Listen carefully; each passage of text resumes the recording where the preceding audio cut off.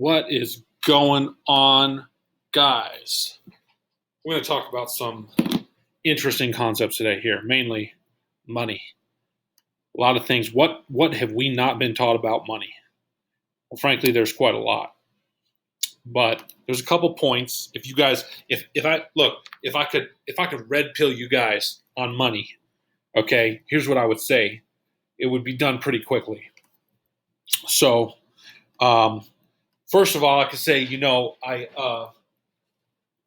I grew up relatively poor. I've been working since I was 14 years old. I had a job always, but you know what? I didn't know what to do with money. I didn't know what money was, other than I knew I could buy stuff with it, right?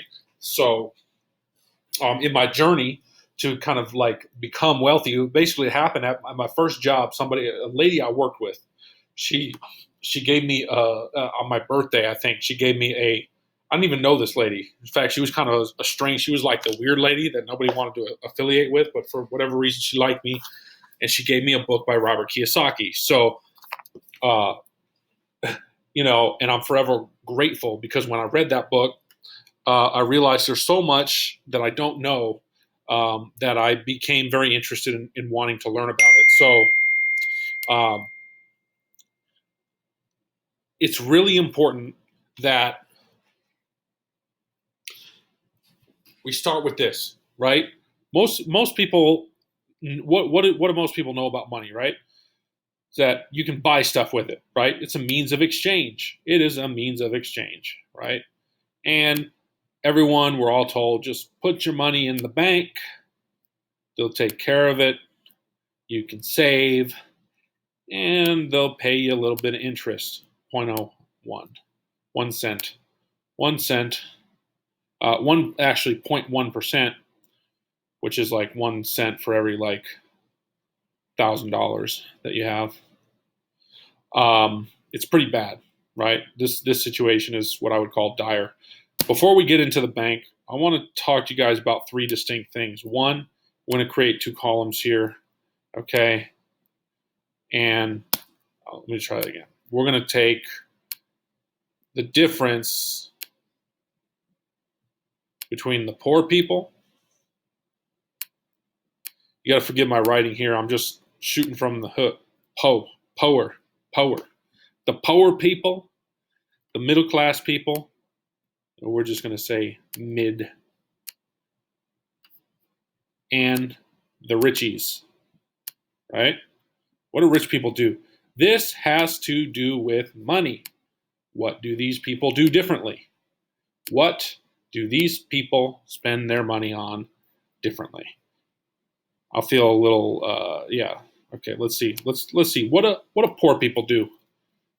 What do poor people do with their money? Well, firstly, poor people buy things.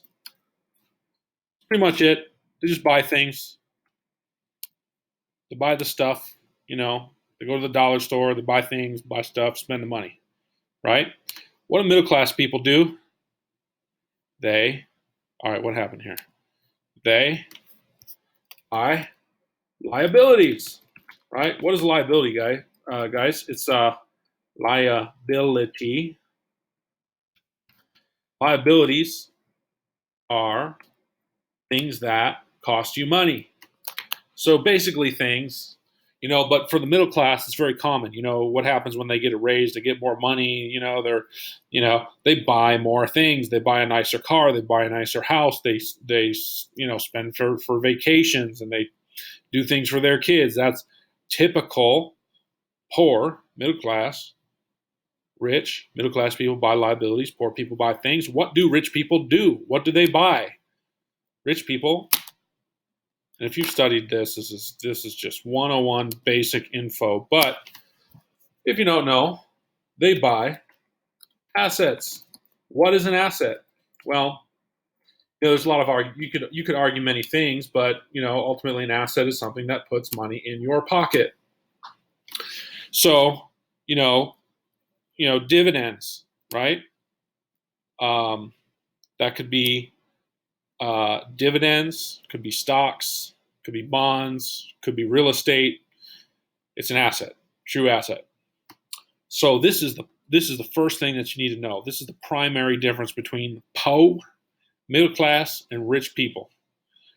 Now you might say, well, I don't have money to buy assets. Well, I would start in the realm of credit. That's for another video. But it will segue into the important part of this video, which is that money doesn't actually exist. What exists? Well, what exists is a promise to pay, right? Let's make it green because we got here a promise to pay, right? Because back in the day, our money was backed by gold, and that gold was inherently it was basically a gold-backed security. So you had a dollar, $100, $500, whatever it was. At the time, it was X amount of dollars in redeemable gold, and that made the U.S. dollar at the time. That made it actually money, because money is a means of exchange backed by something of intrinsic value. However, what we have now is fiat currency, and a fiat currency is backed by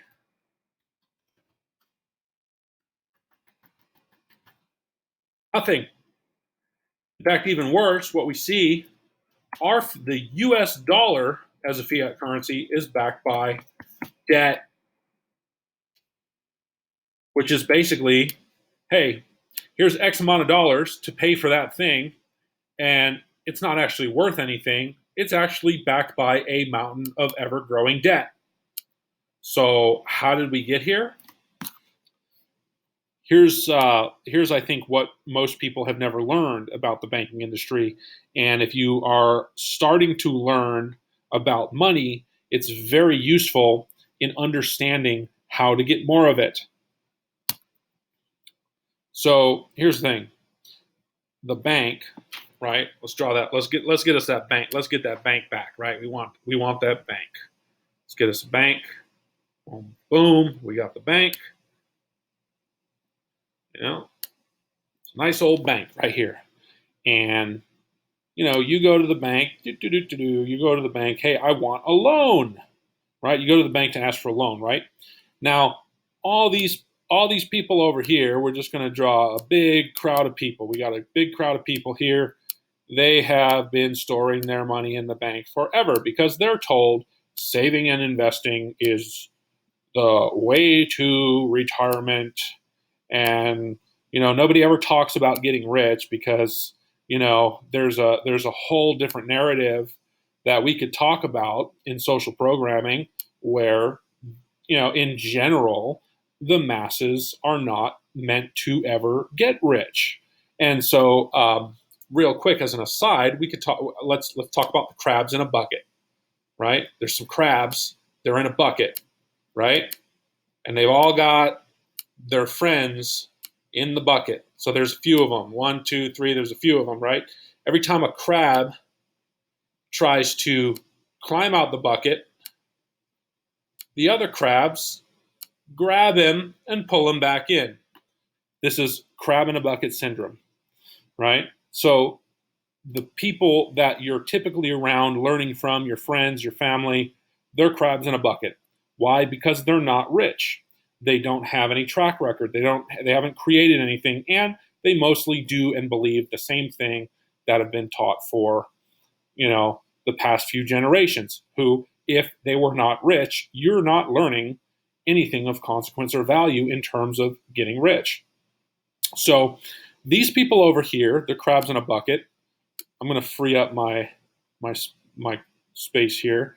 These people, they're crabs in a bucket. They've been just dumping everything they earn, their little bits of cash. They've been dumping all their cash in the bank, right? They've been dumping all their money in the bank. Now, where does that money go? Well, the money just goes into the coffers of the bank because basically it's not really real. It just lives on a balance sheet at that point in time. The bank just holds that cash as a deposit on a ledger. And then what that ledger does is it tells the bank, here is your standard value. Here is your depositor value, right? So basically what it does is it tells the bank, you are worth X amount. So the bank is worth X amount here, based on the depositor value.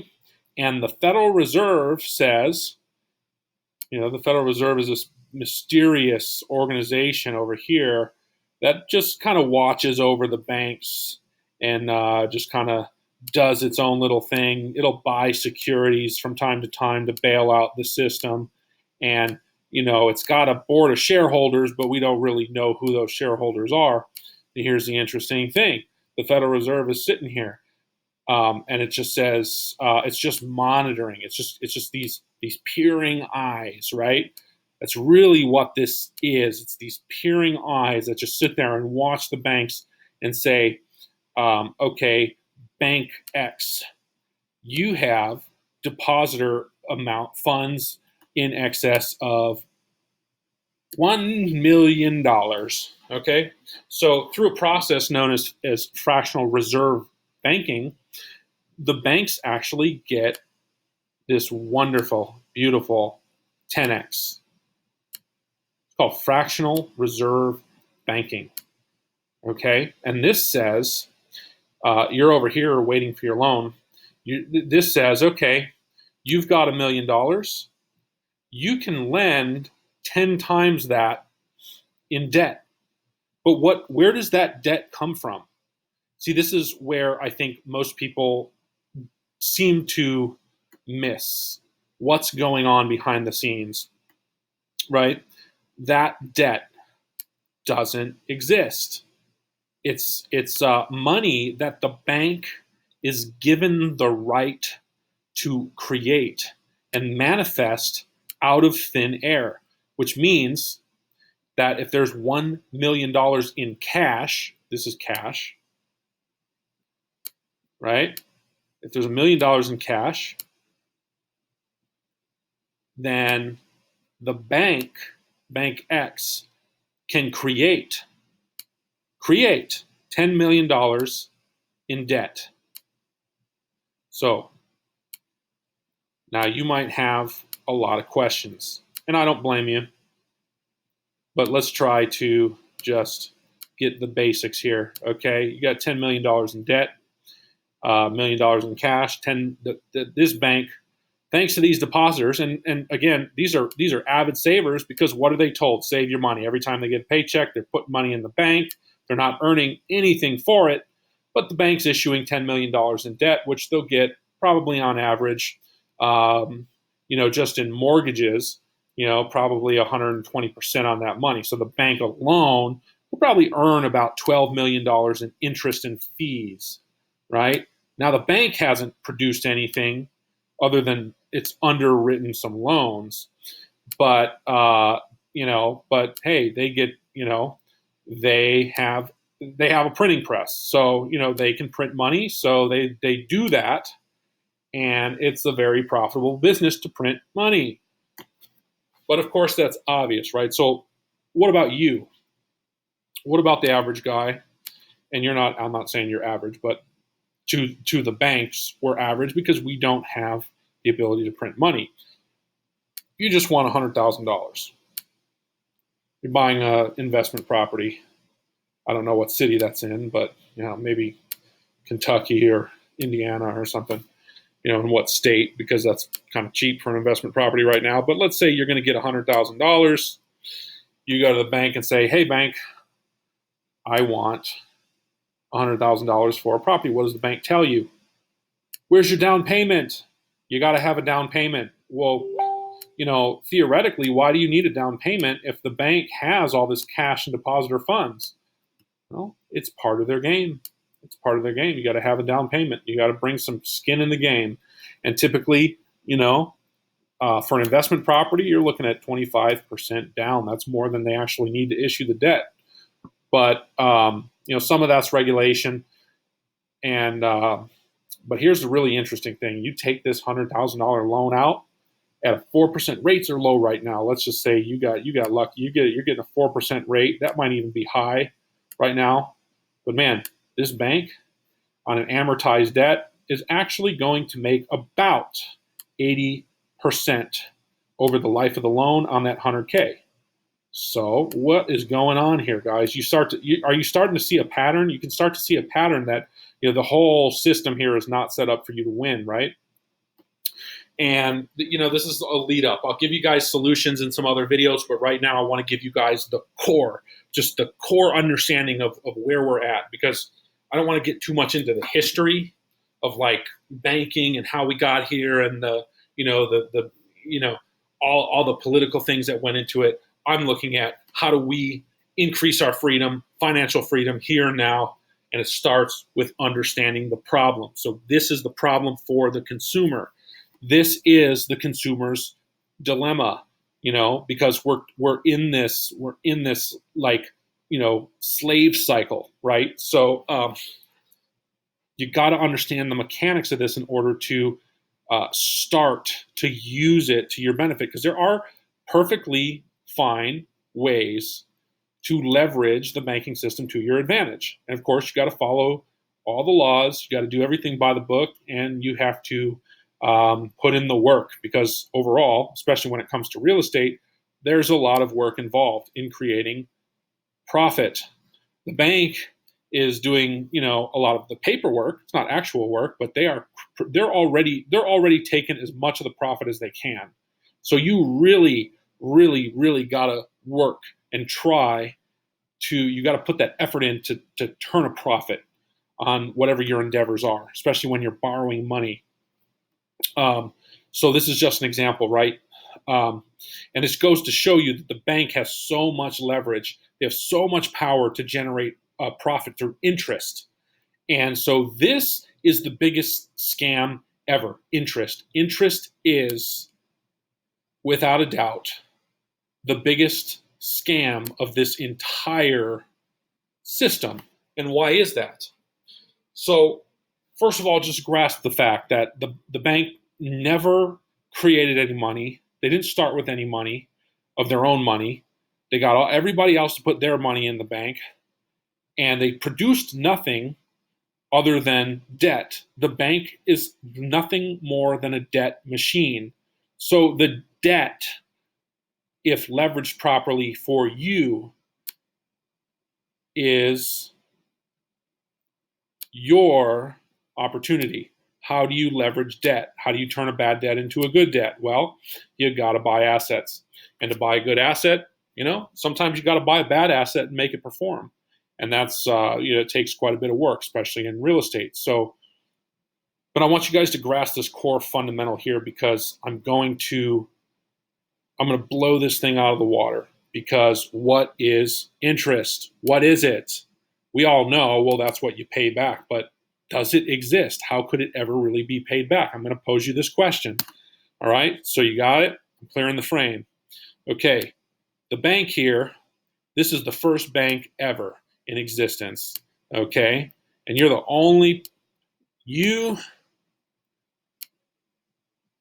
only person in existence banking at this bank. There's a few other people. They might have other banks. We don't know the situation. Doesn't matter. It's not relevant. But they're there. Okay? Maybe they even use that bank. It doesn't matter. But the point is, you are just starting on your journey, and you need $100, right? Let's call this guy Paul. He says, "Hey, here's a candy bar, and that's $10." Of course, we would never do this, because if you only had $100, you're looking for a way to raise money and buy assets. But for purposes of understanding what the hell is going on with interest, we got to understand this, right? So, there's a candy bar here. It's $10, and maybe you gotta pay them the $10, right? So you go to the bank, and all right, let's say you got to borrow $100 from the bank, right? So the bank, takes you through all these checkpoints and red tape. You got to borrow $100. Here's your $100. Okay. But in order to get this $100, we need 5%. 5% interest. Okay, seems like a reasonable deal. It's not, you don't have the money, so you got to borrow it anyways. But this is the first $100 in existence, right? Yeah, I know I said $10, but let's just say it's a $100 candy bar. It's gold plated, and for whatever reason, this guy needs it. So, $100 plus 5%. Well, where the hell is that 5% going to come from? Well, our hero here, actually we'll call him a sucker because he's borrowing from the bank against a liability, doesn't have the $5. In fact, the $5, which is interest, in the first $100 to ever have been issued, doesn't exist. It doesn't exist. It never has existed, and it never will exist. It can only exist by virtue of issuing more debt. So where is this guy supposed to get $105 to pay back that first $100 ever in existence? Well, the only way to actually get it would be for somebody else to go to a different bank, maybe the same bank, doesn't matter. Somebody else to go to the bank and take out a bigger loan. Maybe they take out a loan for $200. Worse yet, this loan might be at 10%. So that's another $20 that doesn't exist that needs to be paid back. So again, the interest cycle only continues to grow and expand the amount of debt. So basically, cash, currency, liquidity cannot exist without debt. The whole system is dependent on the issuance of debt. And so now money itself, it's not only backed by debt, but the only way that it can survive is by creating more debt. So what is the solution? There isn't much of a solution other than the debt continues to skyrocket. The solution for you, though, might be to learn how to use debt. See, most people have a bad concept of debt. Let me explain this real quick. Consumer debt. You've got a credit card. You bought McDonald's on it. You bought a freaking stereo. I don't know. You bought some cheese doodles at Walmart. Consumer debt. That money you will never get back. I don't know. This is a credit card here. Okay, this is your Amex, right? It's got to be green. It's got to have some green in it. This is your Amex right here. Your green Amex or your gold Amex, whatever it is. This is consumer debt, right? Unless you're using this debt to pay down, here's how you can be positive. Use that debt, positive, pay down other debt or buy assets. Now you might ask, well, how can I use debt to pay debt? There's a lot of ways you can do it, and I'm not going to cover it in this video, but you can check out at some point. I'll do a overview of velocity banking. You can check that out. How to pay down your debt with other debt. But see, the thing is, again, remember going back to the poor, middle class, rich. The poor people, they're buying stuff. So what happens? These consumer credit cards rack up with bad debt, right? Bad debt. It's bad. Very bad. Bad debt.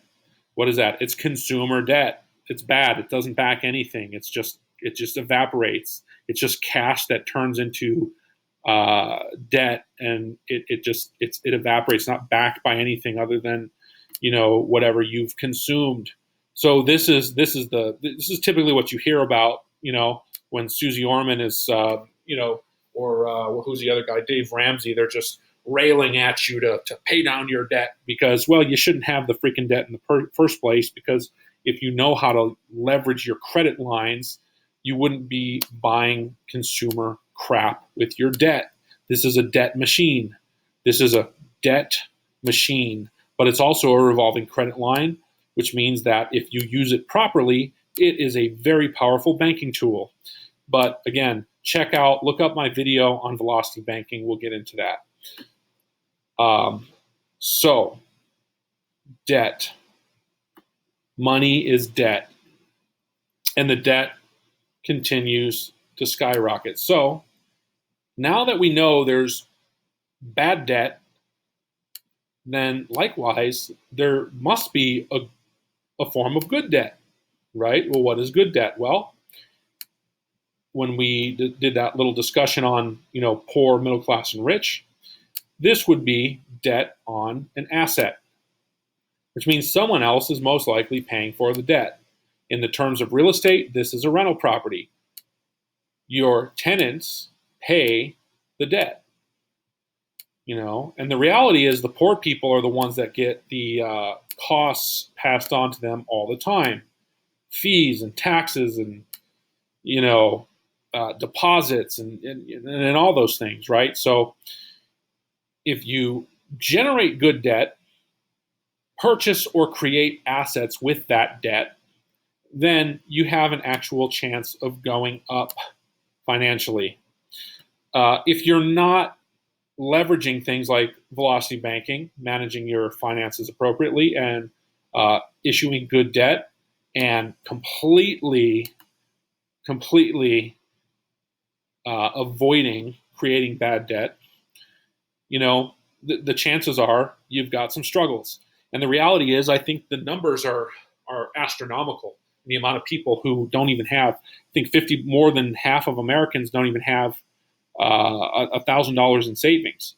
You should at least have $50,000 in credit lines at the very least. If your credit score is above 700, well, you need to have more than 50,000 in credit lines. Ideally, you want to have 100,000 to 200,000 in lines. And again, check out or look for my video on velocity banking. If it's not up yet, I apologize, but I'll get around to it.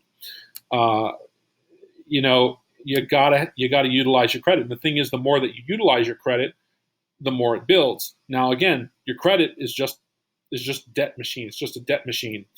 So remember when we talked about those deposits, the first $100 in existence, of course, it's lent. It's lent out. I'm just going to go over this again because it really is mind-blowing. The first $100 ever to be issued in existence, lent out. Let's say this time maybe it's lent out at 10% interest. All right? Which means whoever borrowed that, unless they borrowed it to apply a good asset, they're out. $10. They've got to go into the marketplace and figure out how to create that $10, which means they got to put somebody else in debt.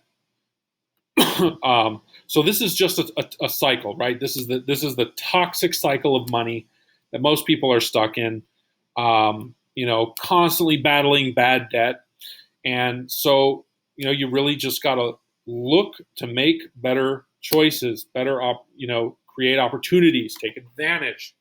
But anyways, I think this ran really long. I definitely got my points across about fractional reserve banking and interest. There will be a lot more to come. So please subscribe and like and comment what else you would like to know, what questions you have, what you would like to learn, and what kind of videos you would like me to make. Hope you guys have a great day.